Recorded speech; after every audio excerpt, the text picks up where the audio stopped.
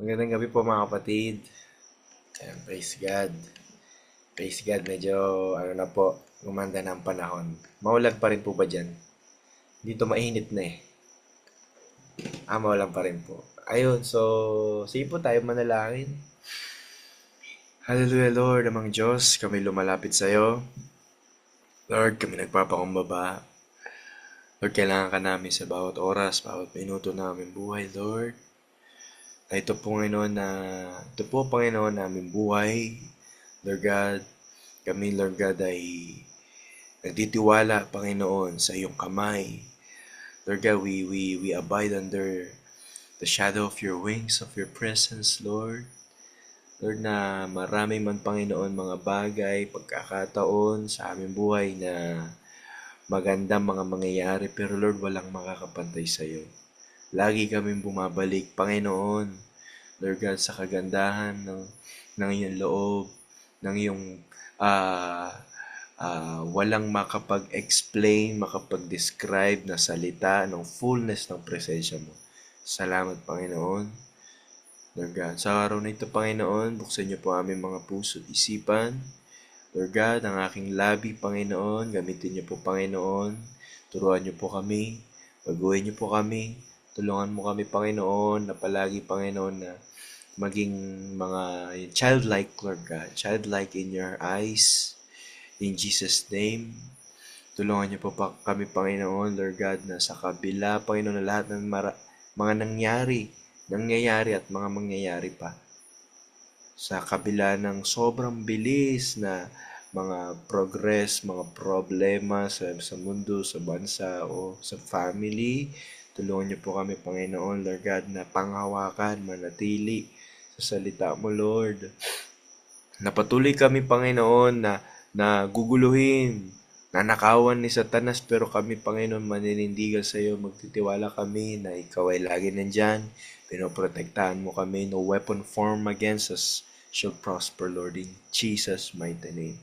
Sa oras na ito, Panginoon, winawaksi namin lahat ng gawa ng kaaway sa aming mga buhay. In Jesus' name, hinawaksi namin lahat ng maling kaisipan, any negativity, any condemnation, any works of the enemy, any ungodly thought, ungodly soul tie, anything that exalts itself, any knowledge that exalts itself above the knowledge of Christ. We take captive, Lord, in Jesus' name, into submission to Christ, Lord, in Jesus' name. We love you, Lord. Have your way, Lord. In Jesus' name we pray. Amen.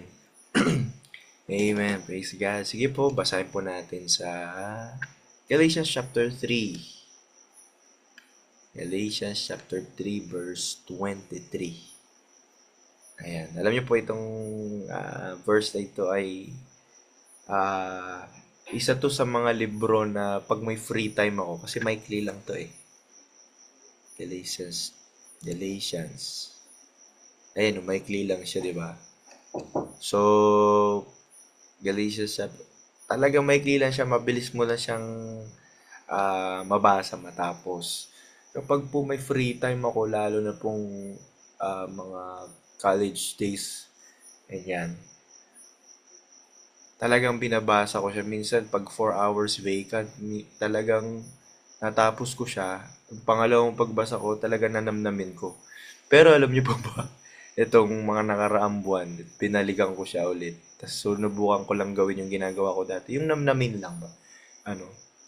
Para bang may ibang, ganun talaga si Lord eh. Talagang very present siya. Pag binasa mo yung Word of God, para si Lord magulang, para siyang teacher, counselor na sa season mo, ito naman yung application niyan.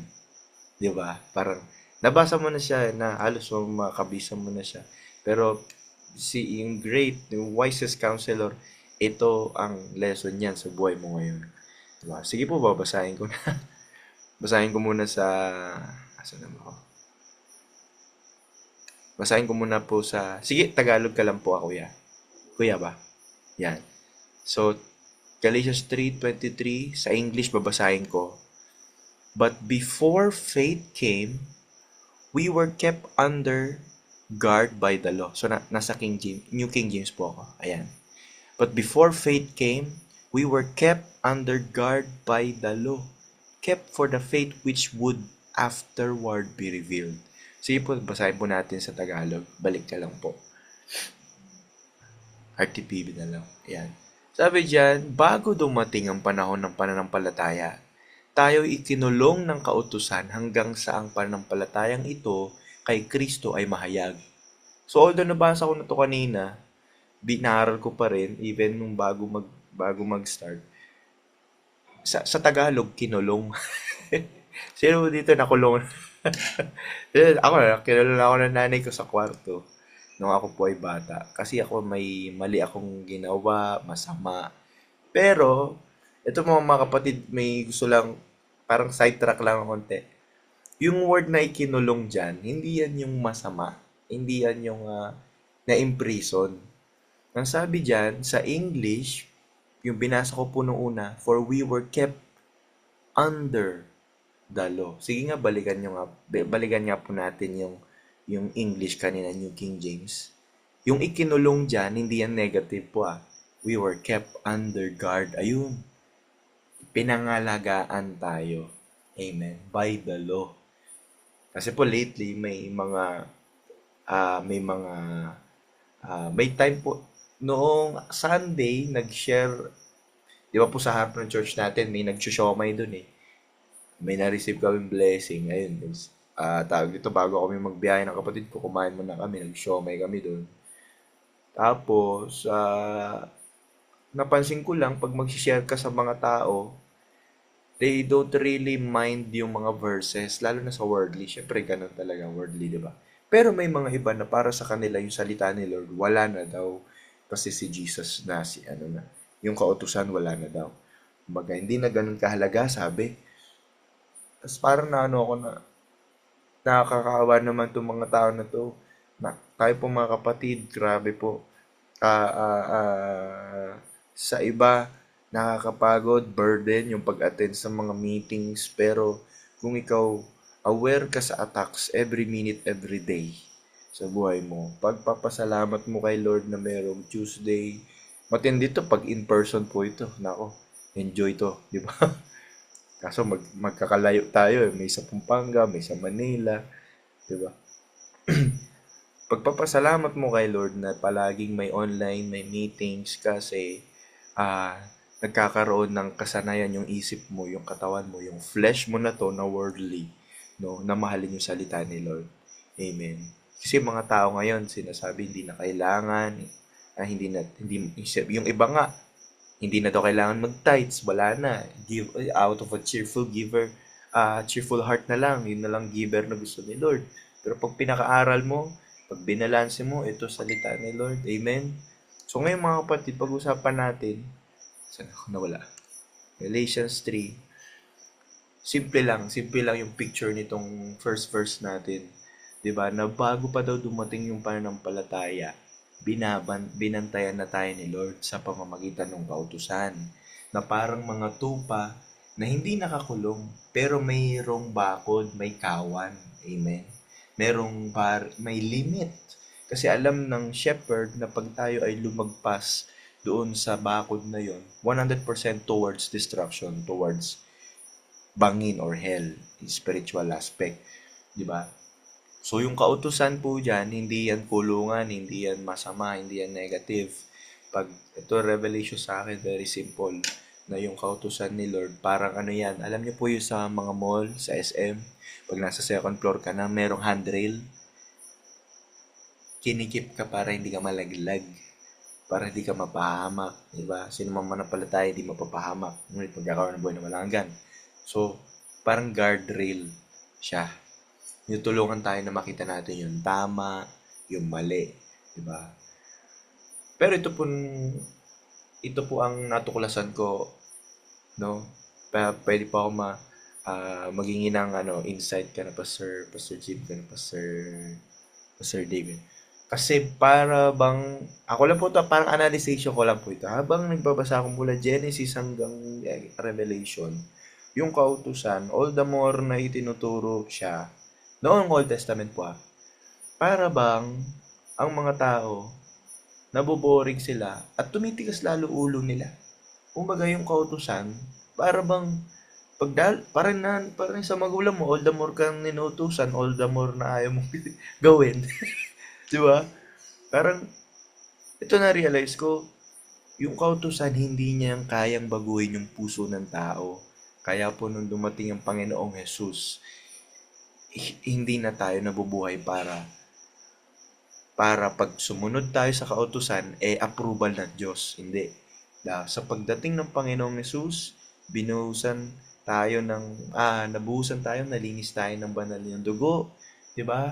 Para kung anumang kabutihan na gawin mo at anumang sablay ang gawin mo, ang makikita po sa atin, yung banal na dugo ng Panginoong Jesus. At iyon ang bumabago ng puso.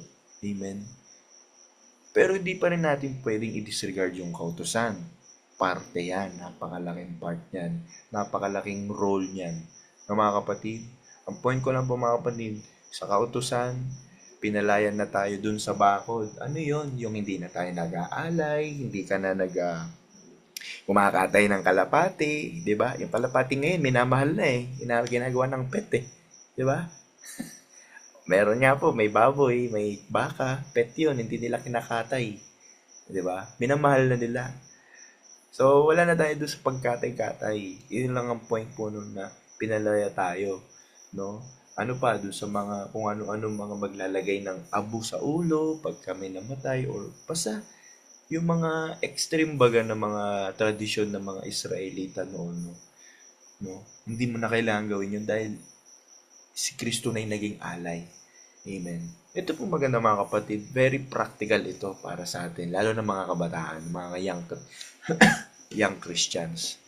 Di ba kapag pag nagkakamali po tayo, minsan naisip mo, ay baka hindi na ako sobrang maging anointed o sobrang mahal ni Lord. Ay baka hindi ako, baka magkamali ako pag mag-share ako, magpe-preach ako. Si Satanas lagi yun eh. 100% sure ako mga kapatid, yung boses na negative, si Satanas. Any voice that condemns, any voice that brings you down, si Satanas yan. Kahit sa kalagitnaan ka pa na sa manulog po at galit mo, no? Simple lang, palagi. Isa lang, one way. Go to God. Lumapit ka sa Panginoong Jesus. Amen. Kapag nakikita po natin na mas magaling yung marami kasing comparison eh, no? Maraming comparison sa ibang tao. Ito yung magandang church, ito yung magandang ministry, ito yung magandang pastor, ito ang galing niya mag-articulate siya, gumawa ng mga sermon, yung mga visual. Alam niyo po, isa sa natutunan ko, number one killer of joy is comparison. Yan, pag kinumpare mo na yung sarili mo, kay brother, kay sister, pag kinumpare mo na yung sarili mo doon sa tao na ang layo naman ng edad nyo, ang layo ng pinagdaanan nyo, bata ka pa, di ba? Pag pinag-compare mo talaga, makakalimutan mo na you belong to Christ. You do not belong to any recognition, any title. You do not belong to any organization. Amen. You are part of the body of Christ. You belong to Christ. Amen. No, kapag may temptation, isipin mo na, ay, ganito talaga ako. Ganito talaga ako, di na ako magbabago. Temptation yun eh. No? Ay, hindi. Siguro. Ay, naiintindihan naman ako ni Lord. Bibigyan ako ni Lord ng time para magbago. Naging ganun po. Kaya ko po sinishare sa inyo to. Kaya ko binibigay sa inyo to mga kapatid. Kasi naging ganito ako. No? Ay, Lord, alam ko naunawaan mo naman ako. Bigyan mo, alam ko may time para magbago ako. Ha? Parang, hindi ko alam, basta ganun ako noon. Pero nung pong talagang, Lord, this time, gusto ko ikaw na. Ayoko na mag-decide sa sarili ko. Amen. Ayoko na sabihin na, Lord, ganito talaga ako, magagalitin ako, maano ako sa gamit ko sa ano ko. Ayoko na. No? Kay Lord, sa Panginoong Hesus, palaging, yung identity mo bago. Amen. Kasi yung fullness of our Lord Jesus, nare-reveal lang yan kung magpapatuloy ka kay Lord. Pero ang ayaw ni Satanas ay magpatuloy ka, kaya i-down ka niya. Sige po, tingnan nyo, taas mo kuya sa verse 26. Stay lang po tayo sa English. Ayan. For you are all sons of God through faith in Christ Jesus. No, hindi mo kailangan, mga kapatid, okay po yan, 'di ba? Nasa church tayo, 'di ba? Lalo na po sa mga kabataan. Maraming struggle na ibabato sa si Satanas. Sa purity, sa parents, pag sumablay ka sa parents mo, maglalayas ka, wala ka na sa bahay. Di ka na makakapagpatuloy sa ministry. Pag nakabuntis ka sa relationship mo, di ka na rin makakapagpatuloy sa ministry. Amen. Tingnan niyo po sa inyo mga kabataan, sa atin, napaka-importante na alam mo ito na you are children of God through faith in Christ Jesus. So yung mga bagay na tama, kailangan mong gawin yan. Hindi dahil kailangan mong patunayan yung sarili mo sa church. Hindi dahil kailangan mong patunayan na anointed ka o anak ako ng Panginoon, ni Jesus, I'm a friend of God. Hindi. The moment na nasa isip mo, anak ka ng Panginoon, wala na magbabago doon. Kailangan mo lang gawin ito. Wag mo iisipin na, ano ba yung bawal? Bawal ba to? Bawal ba yung games? Bawal ba ito? Bawal ba ito? Bakit bawal to? Baka naman pwedeng kahit konti lang. Nakikita niyo po mga kapatid, di ba yung baga nakikipag-bargain pa yung mga generation ngayon na nasa church, mga kabataan na, grabe naman, bawal yun. Ba't bawal yun? Ay, sorry. Bakit bawal yun? Bakit di pwede yun? Bakit ganito? Pero ito po na-realize ko mga kapatid sa aking Christian walk kay Lord. Tinanggal ni Lord sa akin yung kaisipan na yun. Talaga parang manipis na hibla lang siya sa isip ko na, Lord, ano ba yung mga bawal? Ano ba yung di dapat, Lord? Alam mo po, anong binago ni Lord sa isip ko, no? Ito po na-realize ko na, dapat ganito yung tanong ko sa isip ko. Bilang anak. Kasi sabi dyan, no? For you are all sons of God through faith in Christ Jesus. So, anak pala ako. So, bilang anak, paano ako dapat namumuhay para kay Kristo?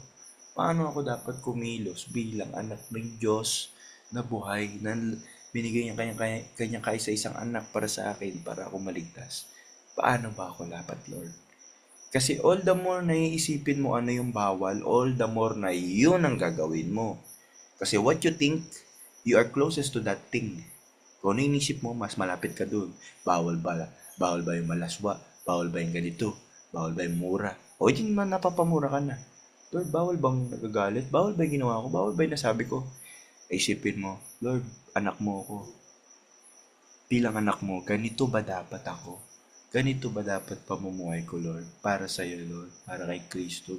Sa alang-alang, sa alay ni Kristo. Diba? So, ilan mo mga kapatid, very simple lang ang message natin. Actually, sinamarize ko yan from Galatians chapter 3 verse 23 hanggang verse 29. Kasi tungkol na po yan sa pagiging tagapagmana . So ito na nga po mga kapatid. Alam mo na tagapagmana ka. Alam mo na may marireceive ka. Alam mo anak ka ni Lord. Pero nandun ka pa rin dun sa mindset na ano ba yung bawal? Ano ba yung bawal? Bawal ba to? Ang tanong, Lord, ito ba dapat yung dinadaanan ng relationship namin? Amen? Diba? Lord, is this how I should manage my temper? Ganito ba ako dapat magtimpi ng aking pagkagalit? Psalms chapter 4 verse 4, magalit ka pero huwag ka magkasala. Ganito ba yun, Lord? Paano ba to, Lord? Kaya alam niyo po mga kapatid, naiunawaan niyo po mga kapatid na hindi siya puro bawal. Alamin mo na lang ano yun. Lord, ganito ba? Tama ba ako? Kumali ako, Lord. Lord, ganito ba dapat yung nandito na ba ako dapat sa stage ng waiting season ko kasama wari may boyfriend, girlfriend kayo, di ba? Or may crush ka pa lang. Lord, dapat ba ganito na nafe-feel ko sa kanya? Lord, nasa stage kayo na, let's say, malapit na kayo kasal. Nagbibigay lang po ako mga kapatid ng mga senaryo Lord, dapat na ba kami nag-holding hands? Should we kiss? Ito ba dapat yung pamumuhay na pag ako ay tumanda, this will be part of my preaching. This will be part of my testimony. Ganito ba dapat, Lord? Amen. Diba? So, hindi po tayo sumusunod para mahalin tayo ng Diyos. Sumusunod tayo sa Lord kasi mahal ka niya. Amen. Dito may na-realize ko, lalo na madalas ako sa bahay namin. Malaki ang suma ng loob po at galit ko sa mother ko dahil wala naman siya dito eh. Sa labas nagluluto. Dahil po itinago niya sa akin yung identity ng aking father. Tapos within 24, 2025, 26, 3 years na po kami magkakilala. Eto po mga kapatid, may quick praise report ako. Alam niyo po ba na 2 weeks ago, uuwi yung tatay ko pabalik ng Saudi. Basta mahaba storya, nagkita na po si mama ko, ako, si Tatay Doming, at saka yung biological father ko. Ano, yung sobrang tinding kadena sa buhay sa isip namin, yung basta matinding barrier sa buhay namin mga kapatid. Hindi ko sukat akalain na gagawin ni Lord yun. Halos nakalimutan ko na yun na prayer request ko eh. So ano po bang pinupunto ko? Prinay ko na kay Lord yun, binigay ko kay Lord yun, ayusin mo yung puso ko, yung isip ko, Lord. Pero after po nun, ginawa ko na lang yung tama. Lord, nakakalugod ba sa yung relationships ko, sa family ko, sa ano ko, sa yung how I manage yung sarili ko. Kasama po Panginoon. Mga kapatid, yung sa kahit pagising mo, yung pagtupi mo na higaan, ganun. Yung is this how, Lord? Is this how? Is this pleasing? So yung pagsunod ko na kay Lord, na-realize ko po personal ko po ito talaga, pina-realize talaga sa akin ni Lord na mali yung iniisip mo na, ang iniisip ko kasi, bawal ba to? Kasi nasanib po kami noon sa church namin dito sa Pampanga na bawal ito, bawal ito, bawal, bawal, bawal, bawal, bawal. The list goes on. As in, ang listahan po namin, umabot kami almost 500 na bawal na kanta, bawal na pagkain, bawal na bawal na bawal na pagkain, bawal na tawag ito, ginagawa, bawal na pinapanood. So, ang dami. Pero dahil sa Panginoon, itinuwid niya ang aking isip, sabi niya. Ano ba yan? Ano ba sabi ni Lord na hindi hindi na kailangan na ganito yung isipin. Ang kailangan paano ba dapat? Huwag mo na isipin yung bawal anak. Bilang anak kita, ganito ang gawin mo.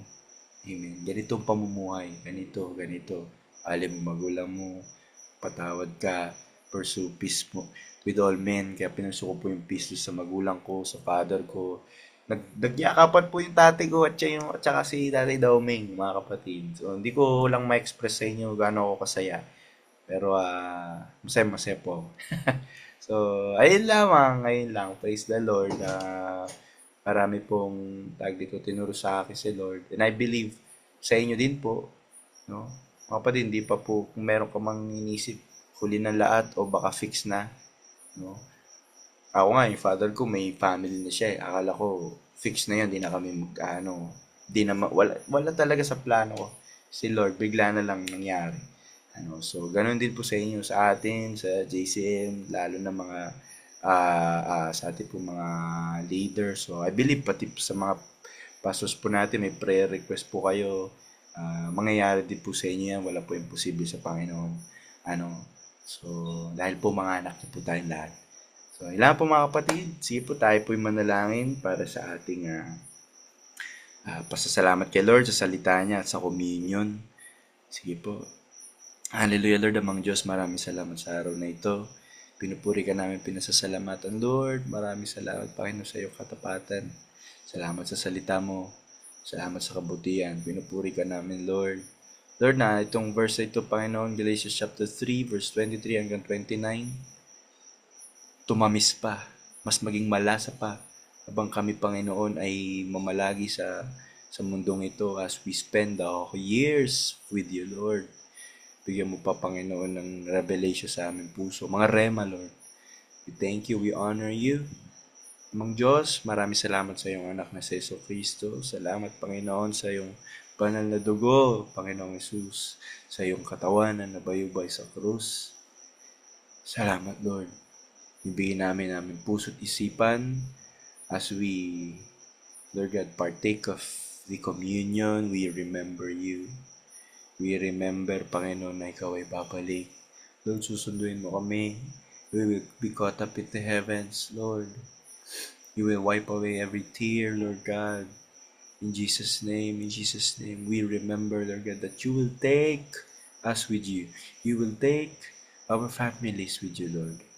We love you, Lord. Have mercy, Lord, sa aming mga buhay, sa aming mga families, our household. We will serve you in Jesus' name. We will serve you, Lord. We thank you for your blood. We thank you for your body, Lord. We honor you. We bless you. We thank you, Holy Spirit. Hallelujah, Lord. Thank you, Lord. In Jesus' name.